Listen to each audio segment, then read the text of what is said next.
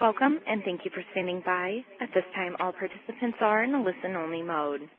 After today's presentation, we will conduct a question-and-answer session. To ask a question at that time, please press star 1.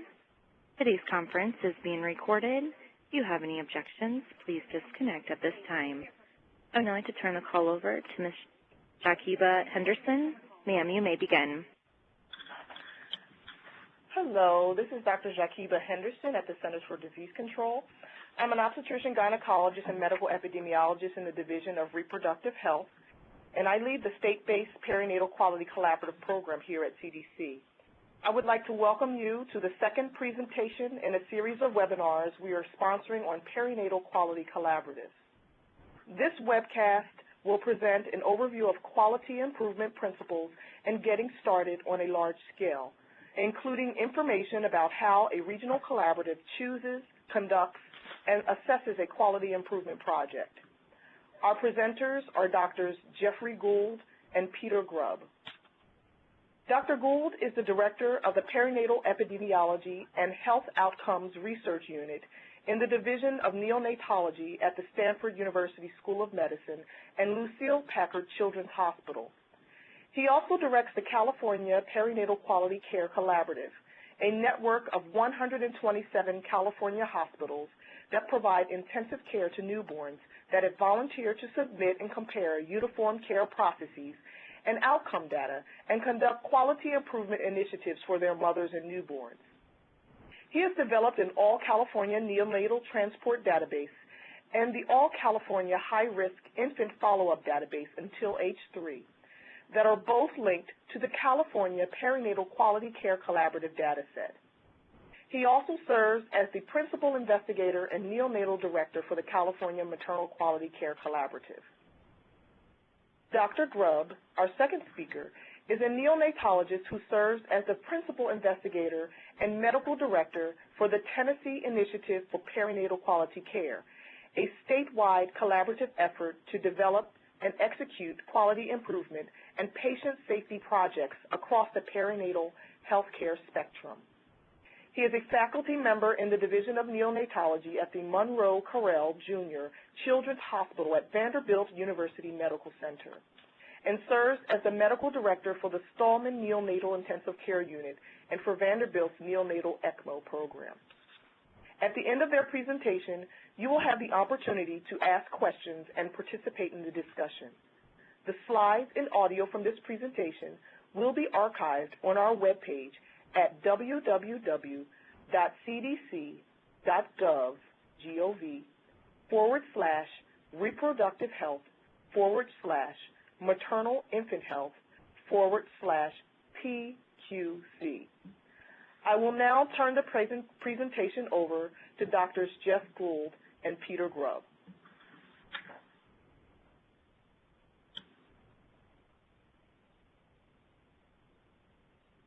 Hello, Jeff. Peter. Well, good morning, everyone. Morning. And we'll get started. We're going to do this in a few sections. I'll go and then Peter will go and vice versa. In this first section, what we're going to try to do is to give you an overview of our two collaboratives and how they work. So the California Perinatal Quality Care Collaborative, or CPQCC, was established in 1997 as an operational arm of the California Association of Neonatologists. As such, we always view ourselves as a kind of a grassroots organization. Formally, we're a group of California leaders in healthcare committed to improving the care and outcomes for the state's pregnant mothers and about 500,000 newborns a year. We now have 132 NICU hospitals, representing over 90% of all the neonates cared for in California NICUs, and that amounts to a database of approximately 18,000 very low birth weight as well as high acuity larger babies, as well as 7,000 acute neonatal transports a year. Our executive committee consists of practitioners, state folks, and private organizations. And one of the difficulties when you have an executive committee like this is that oftentimes their approaches and ideas and agendas are quite different. So one of the things that was quite important for us was to develop a mission statement that everyone could buy into, regardless of their outlook on how things should be done. And if you're starting an organization, we think that having everybody agree on a mission statement is absolutely key, because when people start to go off in different directions, you can pull them back to the mission statement. Our mission statement is to really optimize health and outcomes, something all the members agree upon, by forming a collaborative network for self-assessment, benchmarking, and performance improvement activities. We started off in 1997 with about 22 Vermont Oxford members, Vaughan members, and the idea here was to see if we could take Vaughan and have a regional manifestation. Vaughan is widespread throughout the country, but at that time there was no state that really had a Vaughan collaborative. So that was our notion. And we started out with a little over 20 members, went up to 60 members fairly quickly without any advertisements. Again, part of this was because we were an action organization of the California Association of Neonatologists. During the early 2000s, we had worked with California Children's Services, who had a very huge paper report that you had to fill out as a NICU to be certified every year. So we try to convert that over into an electronic record, simplify it, and get most of the data from the Vermont Oxford database that had been modified into a expanded California version. And because of our work in doing this, in 2004, CCS made the dictum that all CCS accredited NICUs, those are NICUs that are able to get funds for needing families, etc., had to submit through the CPQCC. The immediate result was this: we were holding on. We thought everybody was going to really get a lot of pushback. It turned out there wasn't one complaint. Part of the reason was the value we were providing, I think, but we immediately jumped from around 60 up into the 120s, and now at 132.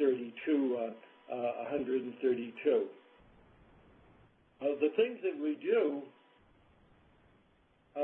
The things that we do is really to the quality improvement challenges. We see it as threefold.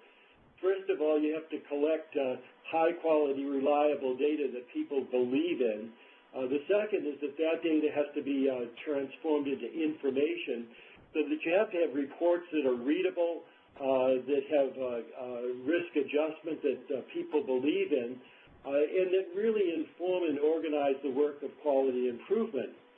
And finally, even having that's not enough, you then have to, having presented this information, you then have to present the action arm. You have to provide help in actually doing the work of improving perinatal outcomes. And we do that primarily two ways. The first is developing toolkits. So we have a variety of toolkits.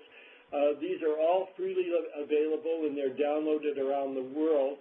The problem with these toolkits is that they run over 100 pages. So we're trying to now revise them to make them a little shorter and more specific. The reason they were so long is that each toolkit gives a huge running review of the literature as well as the argument for quality improvement in that particular area. You'll notice that it's pretty easy to get a group of experts together to do the initial toolkit. What's difficult is getting commitment for revision. So one of the things that we've really achieved is a schedule of revising these toolkits every several years on a standard basis. So we have our toolkits that are available, and then the second thing that we do is that we put on highly structured Institute for Healthcare Improvement style quality improvement collaboratives, and we'll talk about that a little bit further on. So those are our two mainstays. To organize all this group, CPQCC has three arms. It has a data management arm, it has a very small research arm, and the whole guts of the operation are really the perinatal quality improvement panel. This is run by Paul Sherrick. It was initiated by David Wirtschafter, and then Paul Sherrick took it over, reorganized it, and it's reorganized into four big committees. And you can see down below the amount of commitment that we get. Again, this is a grassroots organization. No one's paid, but we try to make these meetings and the tasks of these folks very, very exciting and worthwhile. The analysis committee reviews all of our data yearly and then tries to figure out what toolkits we need and what kind of QIs we should be considering. Then it passes on to the education committee. They actually create the toolkits and manage the redesigning of toolkits. They also design the curriculum for the pre-CAN meeting. In California, once a year, there's a spring meeting that's highly attended by almost all of the representatives from almost all of the units in California. And at this pre-CAN meeting is a day devoted to quality improvement.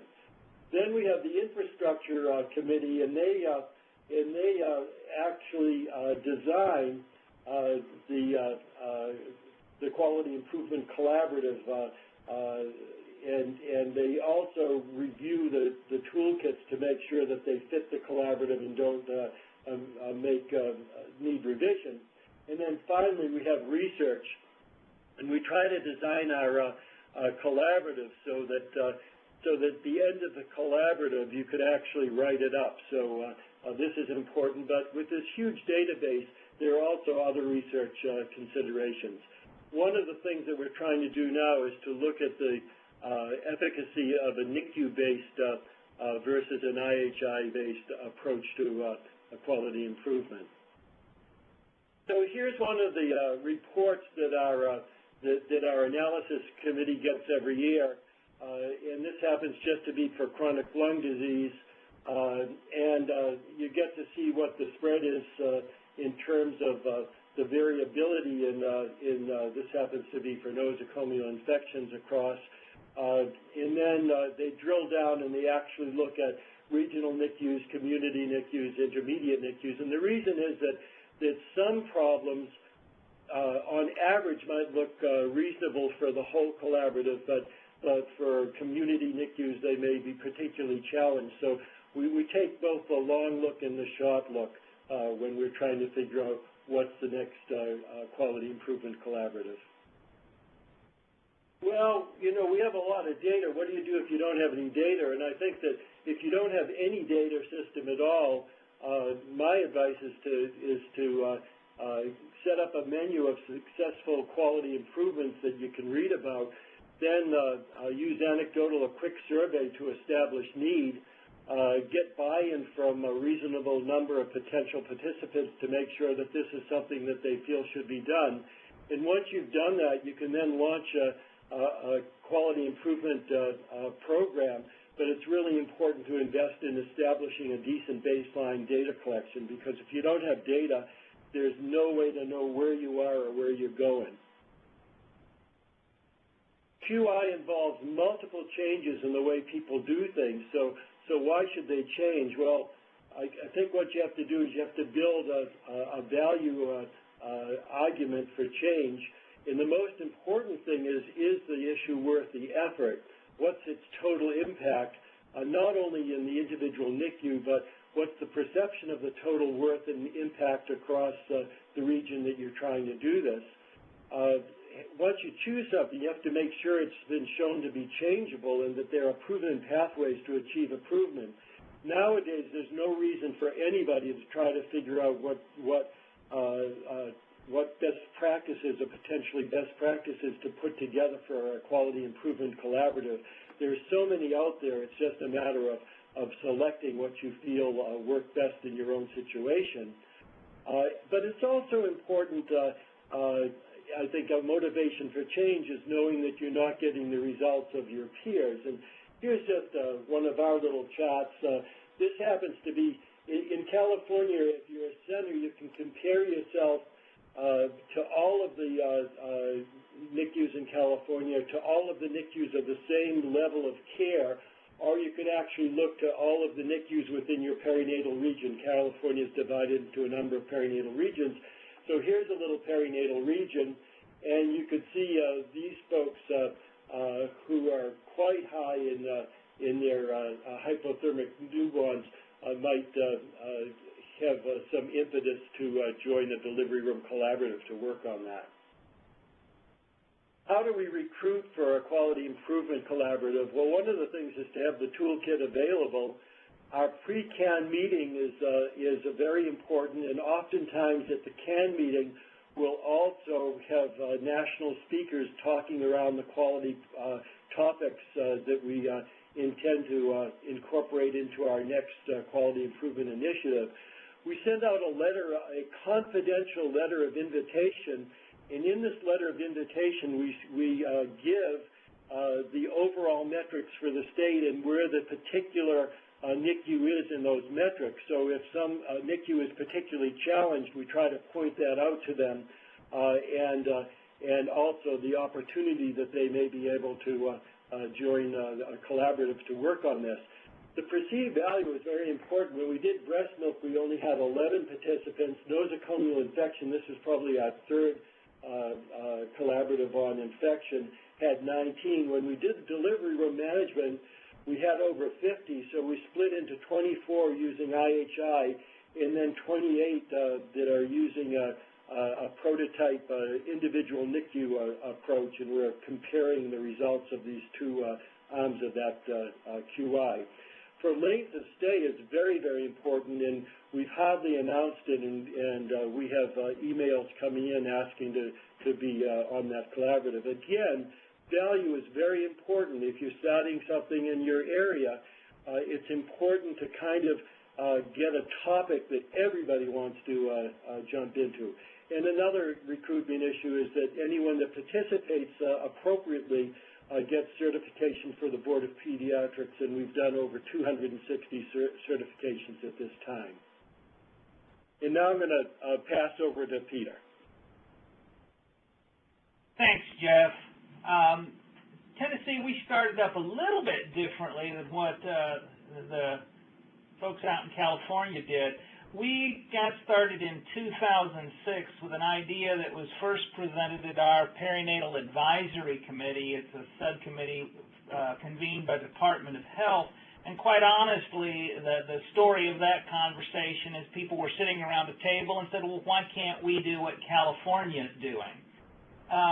From there, they launched on, in the first real exploratory meeting was in 2007, where a number of the VON participants came together and asked Jeffrey Horbar to create a Tennessee VON state report, where gave us our first opportunity to do much the same kind of look that Jeff just elaborated to the audience on where are the opportunities in the state. Now, in Tennessee, we're in the fortuitous position that almost everything is an opportunity, so that creates some different challenges. But our first challenge was to find a little bit of funding, and that took a while. We got our first funding in late 2008, and our first state meeting where we met as a collaborative was in the spring of 2009. We, like California, and in large part because of input from Jeff and Ed Donovan in Ohio, Marty McCaffrey in North Carolina, also came out with that mission statement, and I totally support what Jeff is saying. It's untold the number of times that the mission statement will pull you out of the weeds, get you back on course. And though in some ways it seems to be a difficult exercise at an early point, it's invaluable in the long term, as are coming together to have a real clear-cut set of goals about what you wish to achieve. We're a virtual organization. Much of what we have exists on our website. The URLs listed here, and certainly have that out there for others to review and share if you find that useful. We also have an organizational chart. You look at this, you'll see quickly there are a number of functional similarities to what Jeff just shared about the CPQCC approach. We do have an oversight committee and operations arm, but then one of the things that we found particularly helpful in Tennessee was on the left-hand side there, we broke out into 5 regional advisory committees that are made up of the major metropolitan areas in the state, and this provided an opportunity both to host regional sessions for learning opportunities, but then also to let regional groups begin to come together to, first off, just begin working together, but then also we're starting to see this increasingly where regions are able to identify particular regional issues where that value equation makes sense for them, and they're able to move forward with quality improvement efforts at that level. So having this wonderful infrastructure, I think the real challenge is putting that on paper is not so bad, but actually filling that up with potential participants can be somewhat daunting. We did not have an organization like CAN in Tennessee that really lent itself to having a quality improvement collaborative grow out of, and so we began to search for existing networks where we could enlist folks. And from there, went and attempted to identify the thought leaders who might host an informational meeting at their respective hospital. And this went out through both regional network contacts, perinatal regional centers, a number of the large groups. Pediatrics group was also very helpful in that we identified those folks, and then we began something that we've come to fondly refer to as our original TIPQC roadshow, where the operations group, we literally went out and visited almost every hospital in the state that had a neonatal intensive care unit. And we had a very brief presentation with the mission, the aims, and goal of the organization, but also a thoughtful give and take on who the stakeholders should be, and thought to answer for those in those individual audiences the question that Jeff raised, which really and truly is on anyone's mind, is why should I participate in this? One of the key things I think we did in this was we asked for and listened carefully to what the local QI experiences had been prior to our visit, both to begin to understand what was already known and done and where the strengths were, but also what pieces were we going to have to fill in order to build this collaborative. And we closed with a simple invitation for people to join their peers in a statewide meeting, which was our first state meeting there in 2009, to begin doing and developing collaborative QI projects. This was a force field analysis that we did in that original presentation. M.K. Key, who was one of our members and our QI consultant at that point, called it the WIIFM question, which is what's in it for me? And really this sought to look at both the things that might cause different stakeholders to come together into an organization such as TIPQC, but also sought to look at, okay, what are the factors that might drive us apart or keep us from successfully implementing or moving forward with our first project. And as we've evolved since that first meeting in 2009, in 2010, you see we have a different set of projects emerging, and the list began to grow, I think in large part as both people began to see value in the organization, but also to understand that if they had a particular area that they wanted to see improvement in, TIPQC provided a venue where we could move from opinion-based argument that we've been doing for years and move it more toward an evidence-based discussion about data-driven opportunities to get to measurable improvement.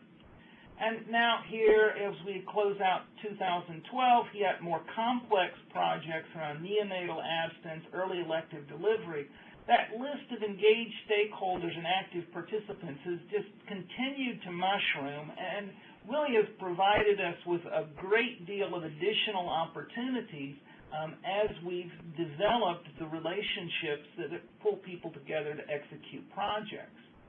Now, that brings up the question then, with all of these wonderful stakeholders, as Jeff mentioned, you can get to a really potentially contentious issue about, okay, exactly what are we going to do and how are we going to do it? And as a potential leader in one of these collaboratives, I think the key question becomes, okay, if we pick the project, will they actually do what was selected? We were further challenged because we really felt with our initial funding mechanism, we had a very limited time to get to deliverables.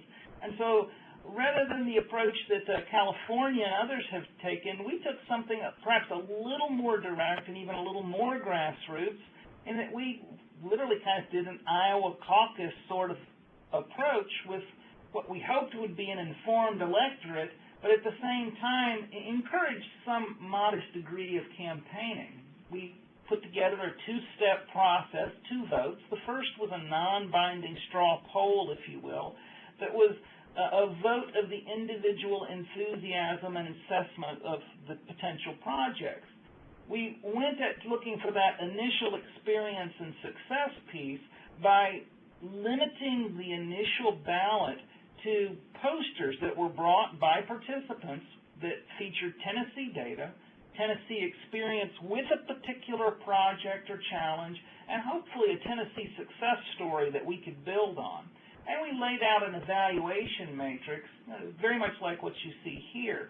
And as you can see down the left-hand column, there were no lack of ideas for things that we might want to do there in our first projects in 2009.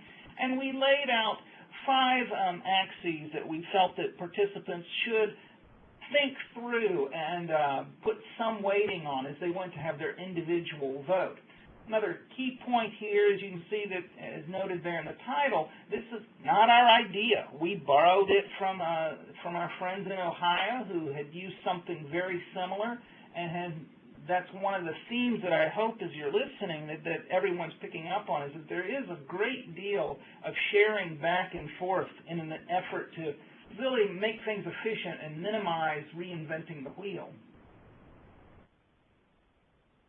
So with the individual votes up on the overhead screen so that everyone had a sense of what we felt, where there was enthusiasm, we went to a second vote where this time we voted by center. And again, had this what's your first choice, what's your second choice sort of voting concept. But to get on the ballot this time, we required that a center step forward to nominate a project. And the cost, if you will, of nomination was a commitment to develop the project, but then it had to be seconded by another center who agreed to put into place and pilot test whatever the first center had done. And so this was in some ways a collaborative gut check.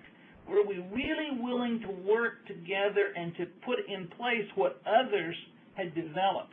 And this was the approach we took, and it actually ended up working quite well. We selected 4 projects there in our first meeting, which ended up being 4 of the 5 Joint Commission perinatal core measures, but we came to that list 6 months ahead of the Joint Commission, which I think really, to us at least, gave us some sense that as a group, we had a good idea where the opportunities and the needs were.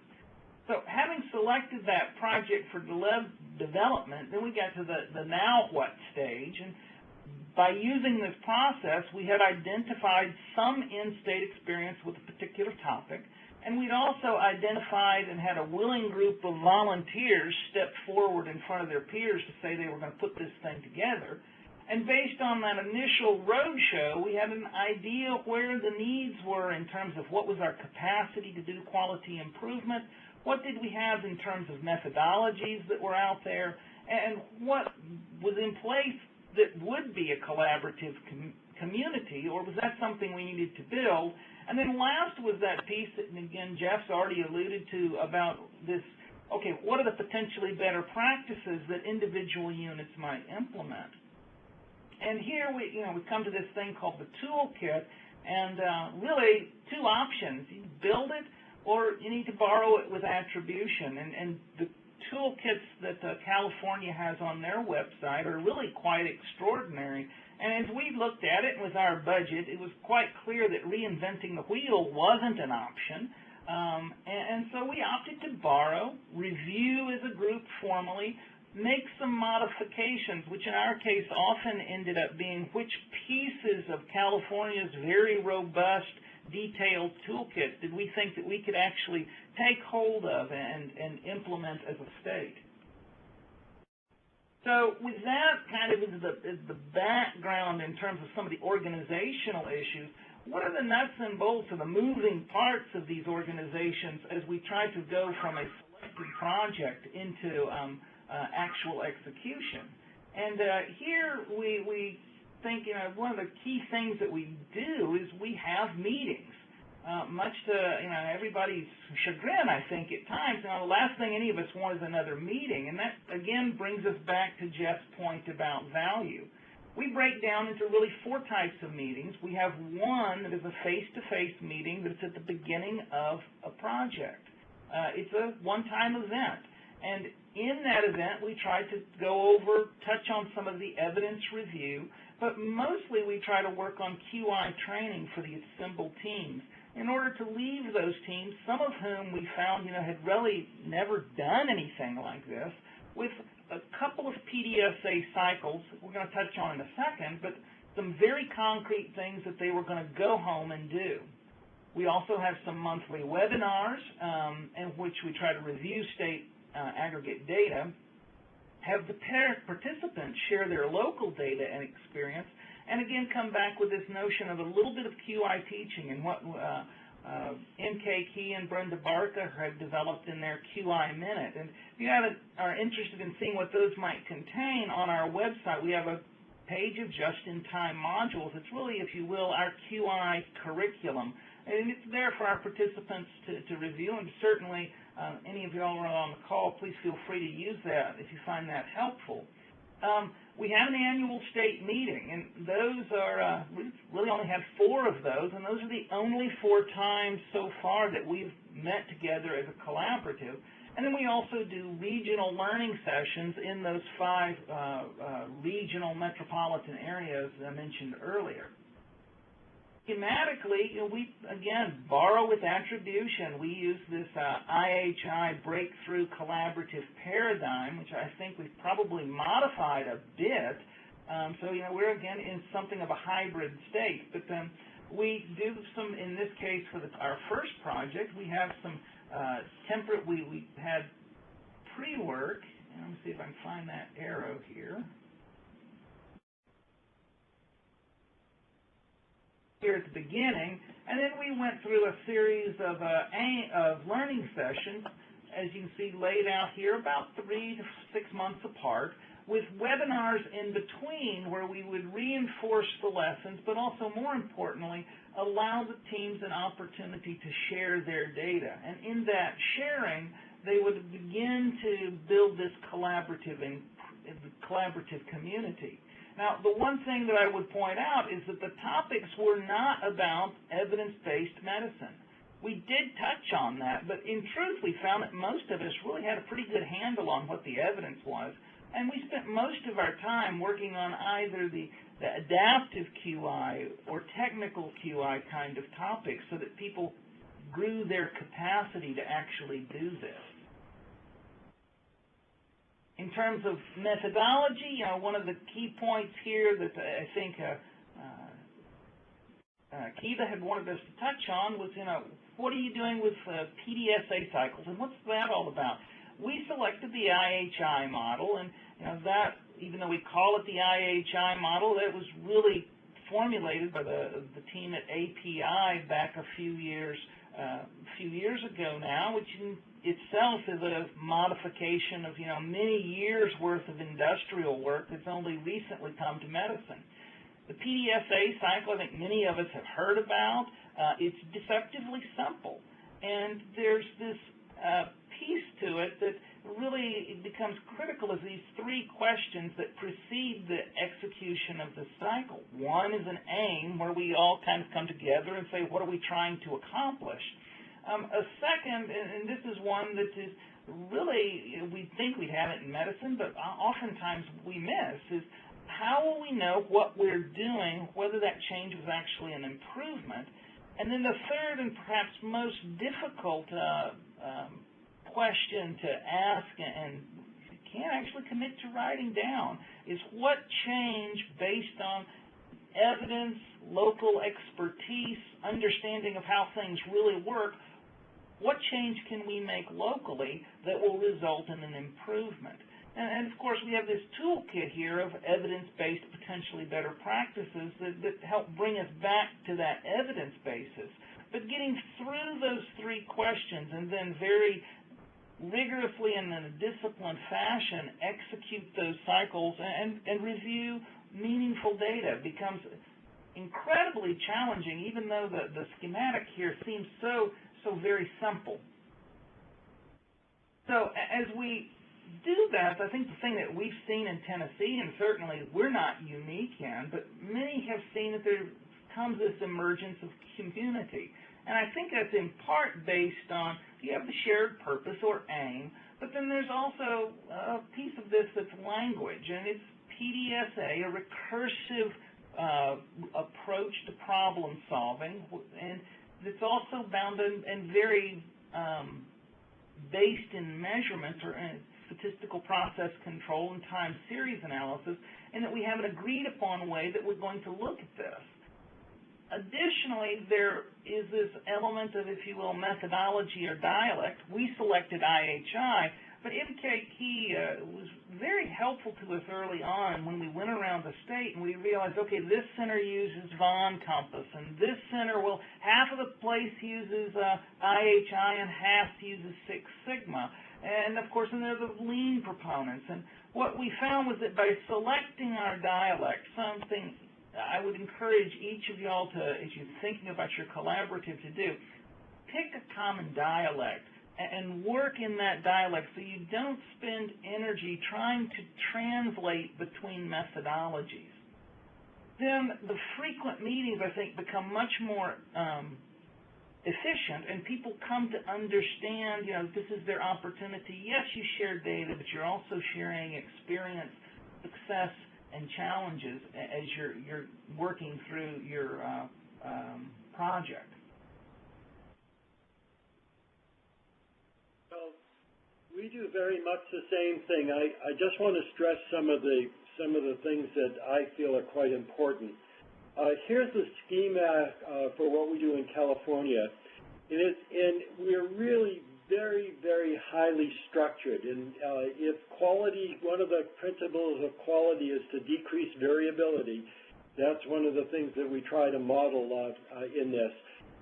We talked about topic selection. Once topics are selected, then the difficulty is getting the experts together that will do this. They're volunteer experts. They get a minimum honorarium of about $5,000 each. For the delivery room, we had a clinical nurse specialist, a resuscitation expert, a simulation expert, a respiratory care practitioner, a perinatal OB practitioner, and then Paul, and the two Pauls, Paul Sherrick, who leads our QI area, and his guru, Paul Curtin. Now, it's important that these guys are not perinatologists. Sherrick is a general pediatrician, and Paul Curtin is a renal pediatrician, nephrologist. But they're both highly, highly experienced in quality improvement. In a certain way, it's kind of good to have folks that aren't neonatologists as your quality experts, because it gives a little transdisciplinary charge to the whole thing. The experts meet, and then they develop the framework. They develop a charter. In the charter are the aims and the goals, the change package that's going to be used, and the measurement strategy.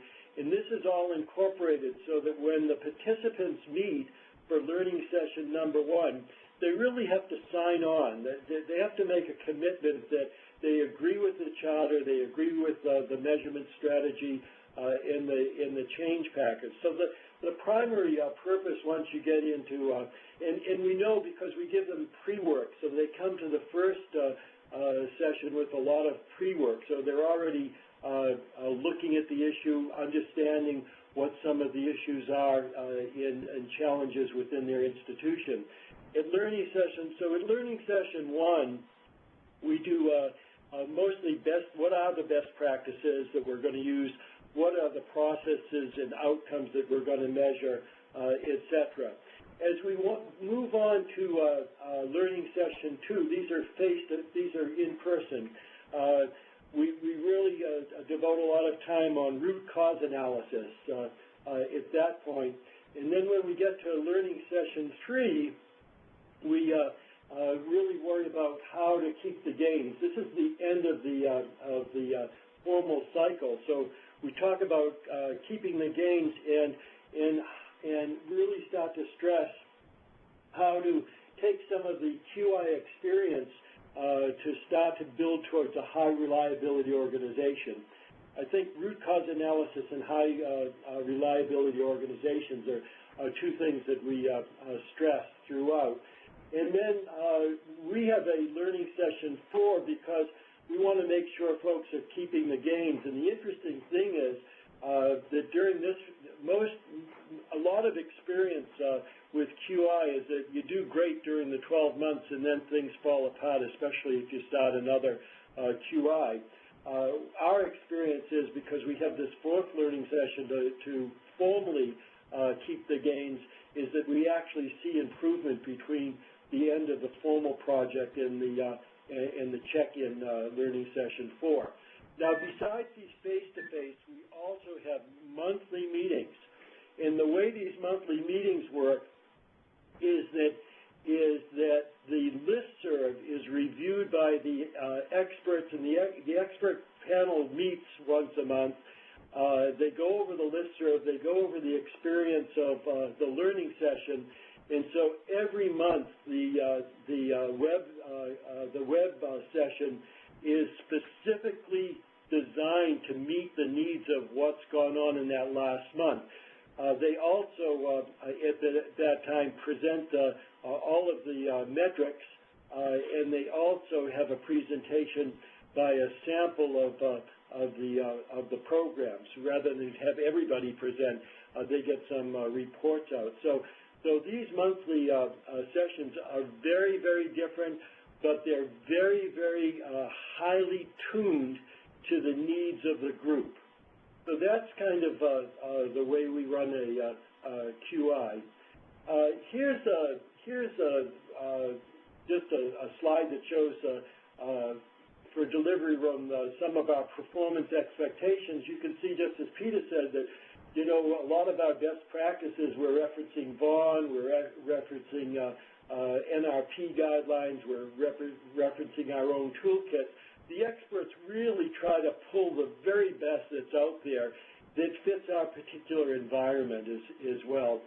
And we really require that all of our measurements are recorded, are entered into an extranet once a month.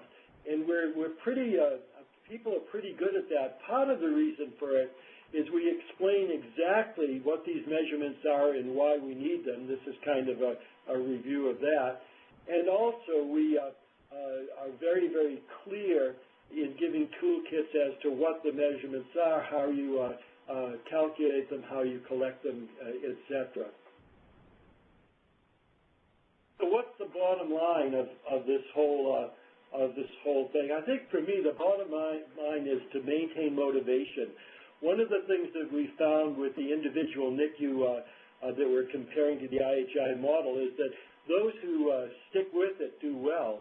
The problem is the attrition rate is pretty high. So maintaining motivation is a very, very important goal of our technique.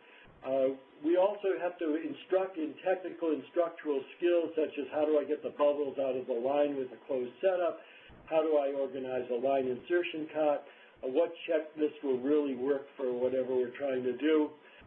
We do a lot of behavioral change coaching. How do I get old-timers to change their ways? What's the most effective way? Is it effective to invest in a hand-washing video that's placed above the entry sink? How do we partner with parents? And then collaborative learning is really important. And indeed, with collaborative learning, the participants may provide answers to all of the above rather than the experts.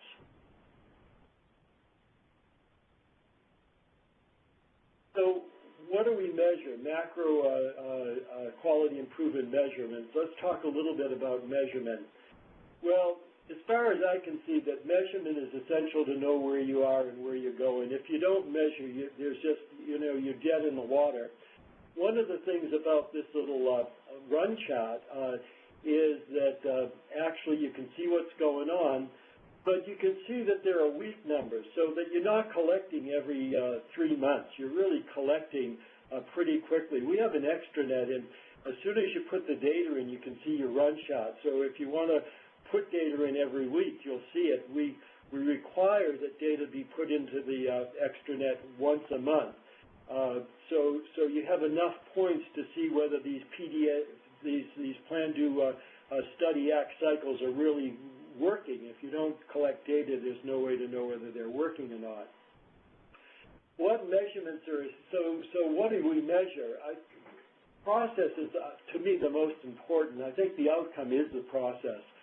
And when you do follow-ups in terms of sustainability, it's really clear that those places that are doing process audit after process audit after process audit, when they start to run into the post-project periods, they have changed culture, because culture is the way we do things around here, and the way we do things around here is the process. Well, outcome has to be measured because that's what we wanted to do, but we also have to look at balancing measures. Are there unintended consequences of what we're doing? So the three kinds of measures that we put together are process, outcome, and balancing. We try not to go over 10. So our usual QI will only have 10 measurements of process, outcome, and balance.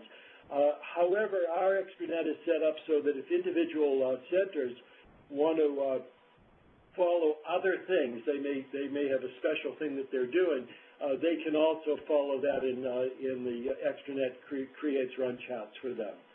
But I think that the new way of looking at things is not just the standard, but I think we should also be measuring qualitative acceptance, because behavior is almost as important. Behavior change is almost as important as the skill changes that you're doing. And I think process observation is also important. You know, you don't even need a fancy camera. You can, if you're looking at line insertion, you can use an iPhone. You can use these little handheld things, or you can have a staff observer with a checklist. But I think both of these things, monitoring your qualitative acceptance and also doing process observations, are very, very important to a QI. Value estimation. Vaughn is really pushing this. What's the total system impact? So you know, if you're reducing infection, what does it do for parents? What does it do for lab tests? What does it do for radiology, blood banks, supplies, pharmacy, staffing? So one of the things about this is that it's not only important for you to know these, but you can't know these on your own, so that as you start to work with the pharmacy to get what are the utilization counts, et cetera, you can build relationships. You can look for common values across these folks that you work with, and build relationships, so that the value estimation piece not only provides you with numbers, but it can really change the relationship of the NICU to many of the folks that the NICU relates to. And I turn it over to Peter. Thanks, Jeff. Yeah, so one of the key concepts there is, of the many measures you could have, which ones are actually meaningful? And what was one of the things we attempted to build into our process for selecting and developing projects is one level was that local experience. We asked people to bring local level projects where they'd had some success, and certainly a meaningful measure tends to get your peers excited because they see, oh, that's something that I'd like to see my unit, or I'm worried my unit might be not in as good a place as yours is at this point. There's also the borrowed experience, and we've certainly borrowed from CPQCC toolkits to help guide our selection, and we added another step in that during our development process. The development group, which ended up being the unit that had nominated and then seconded those initial votes by the membership, they went through a process where we said, okay, in a process improvement science way, let's go through and think about this and have a so-called brainstorming session and throw all the measures out on the table and let's say, what if we had no limit on resources, what might we collect and why? And each of these groups has gone through a process where we expanded the total number of measures really quite significantly above Jeff's 10, and then stopped and reflected back, okay, now who's going to collect that? Who's going to collect what data? How tough is it to get that extracted out of the charter? Is that something that flows really easily off of a checklist or some other mechanism, or perhaps an EMR? And how often are we going to grab that data, and where are we going to put it as we get that? And very quickly in a volunteer system, the group narrows down to what are those critical few that they really believe, based on their review of the literature and the evidence, their local experience with culture and the way things work here, as it said, what are those important measures going to be? And then we take another further step, is that once that list is pulled together and a system is put in place to collect it, the development teams pilot test that data set. And it's not to see, does the QI package work, but rather it's an opportunity to see, okay, this is what we thought made sense. Do those measures, are they really that easy to get a hold of? Or are we spending more time collecting data than we are actually improving our processes and ultimately our outcome for our patients? So, again, touching back to Jeff's thoughts there on the measures with meaning, the classic 3 in QI are outcome, process, and balancing. And I think what we've seen is that those outcome measures, which are often the measures we're most familiar with in our practice, we have great enthusiasm about, but we also have tremendous controversy. And you can argue almost interminably over, okay, what's the definition, and which measure would be better or be more reflective of some other aspect that we're particularly interested in.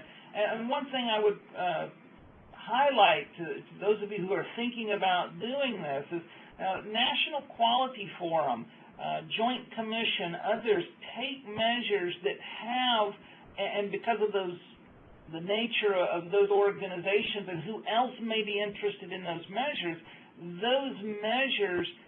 have been vetted, and there is stakeholder value in those. And sometimes by picking a measure that maybe it's not the perfect measure to the neonatologist or the maternal fetal medicine specialist, but because it has value to the hospital C-suite, there may be a whole lot more support for a project that takes an okay outcome measure. The process measures, I completely agree with Jeff. This is really where the money for QI and really changing our outcomes comes from. But in truth, we found there to be very slow acceptance on actually collecting this data and looking at it. People tend to think that where we're going, that's a lot of additional work. The balancing measure, great surprise to me, but we found in Tennessee that this was actually very helpful for getting engagement, particularly among neonatologists, where we've seen lots of unintended consequences over the years. So how to collect the data. Here, don't reinvent the wheel if you have options. There are data sets, and it's really a whole other discussion, and Jeff and the team there in California have really led the way along with Ohio in finding other existing data streams that may be able to support, rapid cycle quality improvement. If you don't have the trusted data stream, be aware that as you're collecting data, there are HIPAA and privacy rules that you need to think about, and certainly in the perinatal spectrum, where the birth date and the admission date may become very critical to developing those SPC time series analysis, that also puts you right in the middle of a HIPAA compliance issue. There are also a whole quagmire of institutional sensitivities and local history that may not be patients' privacy, but institutions may find that harder to work with. And then finally, as you think about how you're actually going to move this data, certainly Excel spreadsheets through email works, but it does leave you vulnerable. And as you begin to think about that investment that Jeff talked about, are there proprietary systems versus semi-open source systems that you might want to consider?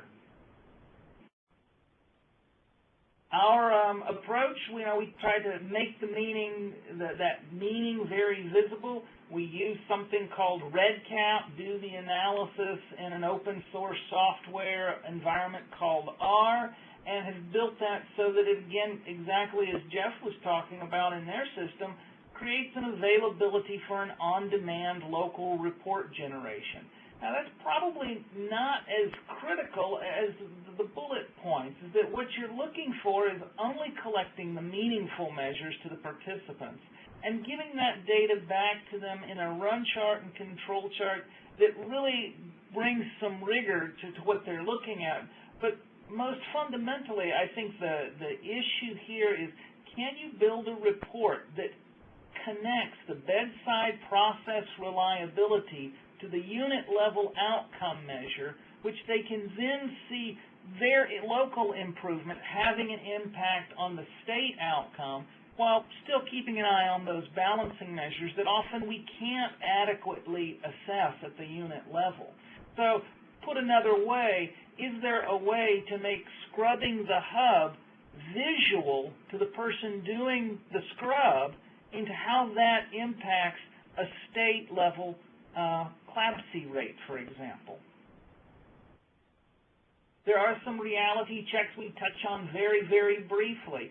The data use agreements really reflect what is allowed and expected, and particularly at the outset, I think provide a foundation to build collaborative trust between participants.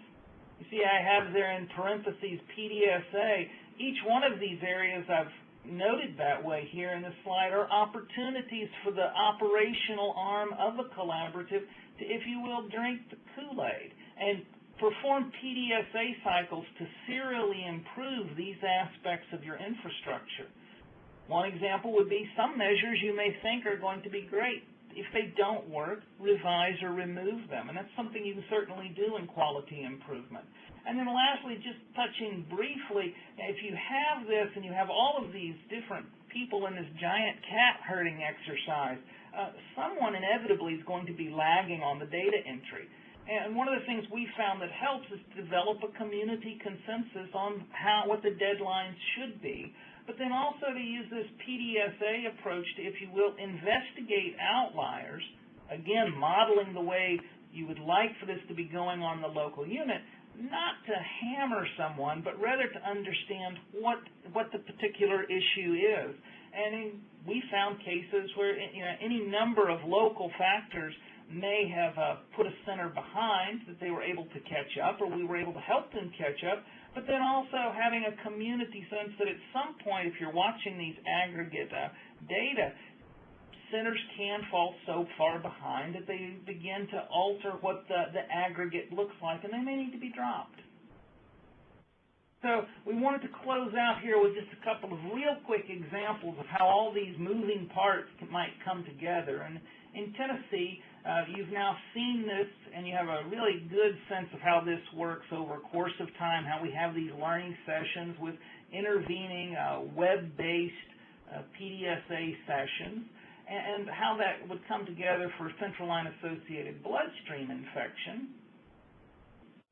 For Tennessee, that measures that matter. This is not a typical CDC measure, but what we found worked in the local unit, what really drove change for the nursing staff was the days between CLABSI episodes. And so we aggregated the data as if Tennessee was one giant 800 and some odd bed NICU that was 600 miles corner to corner. And we got to a point where, as a state, we got to 52 days between CLABSI episodes. And this, we found, actually really drove improvement, and it drove excitement and that motivation piece Jeff talked about, much more so than what we often called the money graph, which was the CLABSI per 1,000 line day graph that you see here. And certainly that looks very typical for what other states have done. We had stepwise improvement as the project spread throughout the state. And then that group of stakeholders came together, and our hospital association and Department of Health, since we're a mandatory reporting state, have an alliance whereby they aggregate the data up so that we've actually shut our data system down to free up resources for other projects, and are now returning to look in sustainment, are we able to maintain? And we've been very pleased to see that those changes that we've made individually as units have resulted in a sustained improvement on the CLABSI rate for Tennessee.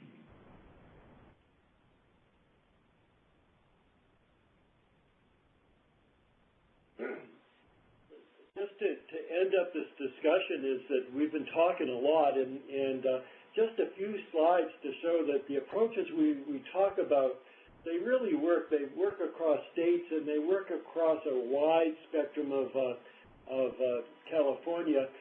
We had done a number of nosocomial infection collaboratives. Here was our IHI collaborative, and you can see that there's significant decreases. But when you look around the state, and I think this is important, I should update this because we've fallen way below 18%. But you can see that statewide, and this is across 130 NICUs, you can see a tremendous improvement over time with our QI projects. Our breast milk collaborative is very important. We talked about recruitment. You looked at our participants really were challenged. You know that as we stopped, what we wanted to do is to target those folks that felt challenged and give them the tools to get better. And you can see the participants were around 54%, and during the course of the collaborative really came up to baseline very nicely. And here's just some of the numbers. Here's just to show the things we were monitoring. We were doing nutritional monitoring, and we're looking at the percentage of the participants who successfully implemented these issues that we're trying to do: the mouth care, manual expression, breast milk info to mothers, etc. And we look at who was doing it before the collaborative and during the course of the collaborative. So that's something that we're always monitoring. And here's the thing that's really exciting. And you'll notice that the participants not only were challenged in terms of breast milk for these very low growth weight infants, but also had a pretty high necrotizing enterocolitis rate. And during the course of the collaborative, they improved, but notice that they also maintained and continued the improvement during the sustaining period. In other words, after the collaborative. And I think that the one of the two directions that we're going into in California is to really work on that sustainability and to try to understand how does one really get sustainability. And the second is that how does one take the IHI model and modify it so an individual NICU that feels challenged can then go with the help of a local QI expert and toolkits and instruction to do a really successful QI on its own. And with that, it says questions and discussion. Hello, I'd like to request for the operator to please open the lines for questions. Yes, if you would like to ask a question, please press star 1 on your touch-tone phone. To withdraw your question, please press star 2. Again, star 1 to ask a question. One moment.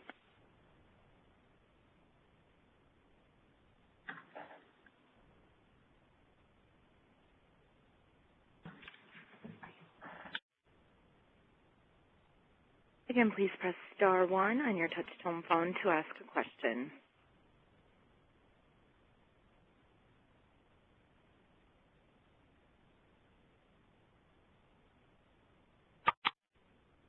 I do have some queuing up. One moment, please.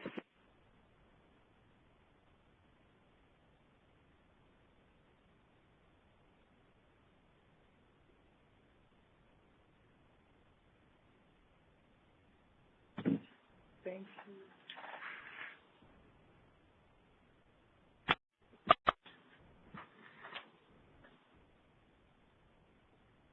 Okay, it looks like we have no questions at this time. I have a question. Great. Hello? Yes, your line is open. What kind of easily available data streams might a collaborative use to get started? Petey, you want to get that one? Yeah, I'll take a quick swing at that one because it will vary by state, and certainly one of the places, if you have the electronic birth certificate implemented in your state, simply looking at some of the fields on that provide you with any number of opportunities, where others of us have had to build electronic systems to capture that data. I think Ed Donovan has talked quite extensively about, in Ohio, perhaps the first project is just to improve the quality of the data that's being extracted into that extended electronic medical record. But you can begin to look at a number of different aspects of prenatal care and immediate delivery care across a wide range of your population, and certainly because that ends up typically coming back into vital statistics, begins to reach into some state-level stakeholders that have a long-standing interest in that data flow. I know that Jeff and his team in California have done a number of interesting things with the time and the investment they've been able to make to pull a number of stakeholders together. And we're in Tennessee haven't quite gotten as far along that pathway from moving from paper to electronic. So some of those data opportunities for us and for other states are more out in the future because the data lag with the paper systems may make rapid cycle improvement relatively impossible at present. Yeah, those are really important comments. I'm pushing towards this notion of green data, and green data is recycled data. It's either sitting around or it isn't used. For the maternal CMQCC that you'll hear about in a future webcast, what they're doing, because they have about 280 delivery sites in California, that they're trying to use this recycled green data. So these hospitals ship out their birth certificates, and they ship out their discharge summaries, the universal billing forms that have all the ICD-9 codes and all the procedure codes and the charges and stuff. And from the hospital's perspective, this stuff is just shipped out. It's not thought about. it's not used particularly by the hospital, and so the data quality is not terribly important. But what we've been doing is we've been taking that data, recycling it, combining the birth certificate and the discharge summary for the mom and the baby, and from that you can get many, almost the majority of the National Quality Forum measures and the Joint Commission measures off that. So we see this as the future.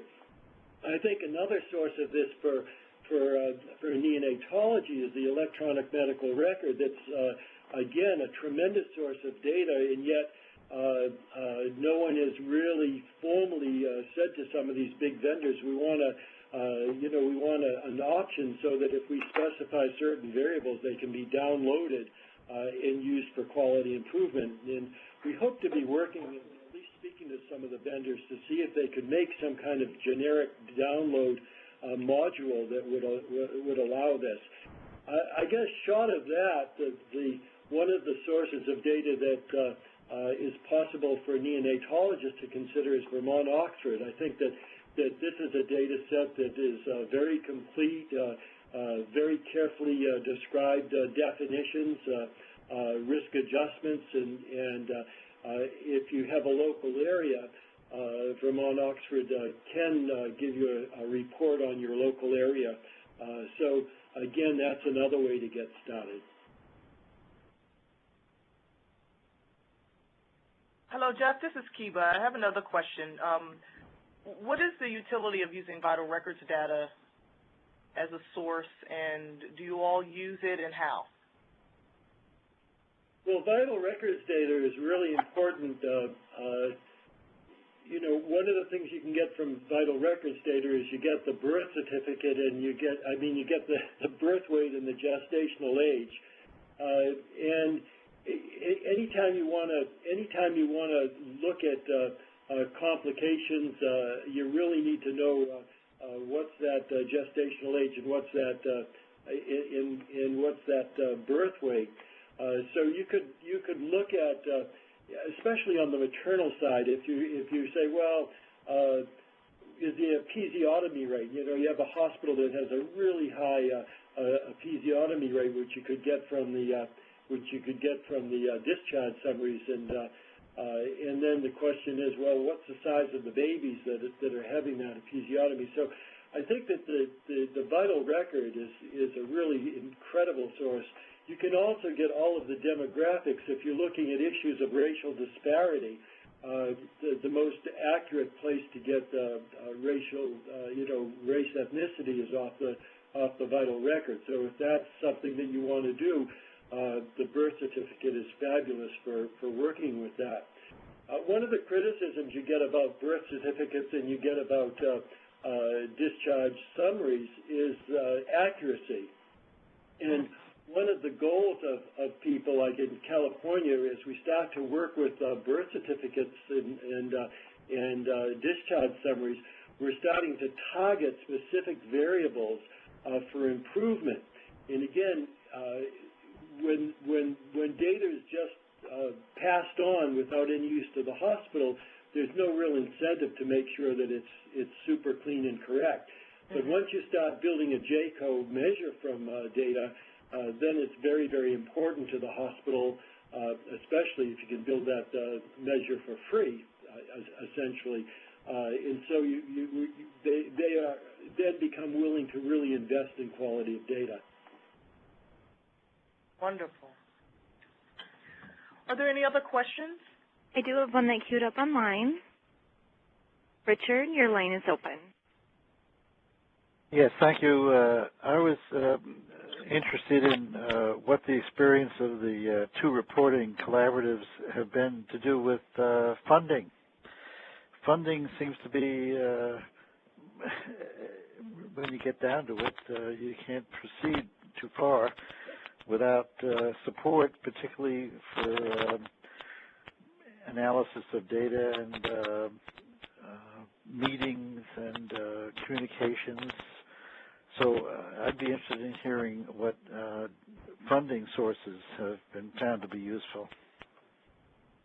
Well, I can start on that, and then Peter can follow up. we started off as a grassroots organization, and our idea was that we wanted to be self-sufficient, so we could keep our database alive and do one QI a year. And the reason for this is that people don't even remember storks, but there was this tremendous perinatal initiative in Washington State called Storks. Everybody talked about it around the country, and then 3 years afterwards, no one remembered it because it was real trickle-down kind of experience, and once the trickle-down stopped, this thing disappeared from the face of the earth. There may be a couple people that still remember it in Washington. So we didn't want to have that experience, and we felt that it was really important. NICU spend incredible amounts of money to monitor patients, but hardly anything to monitor what's going on with their patients. So it seemed to us that having a subscription fee was the way to go. So over the course of 10 years, we've brought our subscription up to about $10,000 a year. At $10,000 a year, we're able to maintain our database, and we're able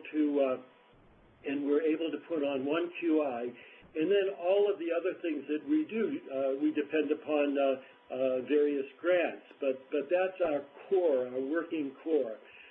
Because of this, because of this working core, we're able to put on QIs very inexpensively. Our average cost is between $6,000 and $7,000 for QI project participation. We've even been known, sometimes we'll get a grant after we get started, and we've been known to give back money. So these are just to break even. The costs are primarily for our expert panel at $5K each, which is, again, pretty much volunteer, and to pay for the mechanics of it all. Yeah, I think that the question about funding is really critical, and one analogy I've shared with some potential funders in Tennessee is this wonderful infrastructure that we've developed and created here that we've shared with you all here today.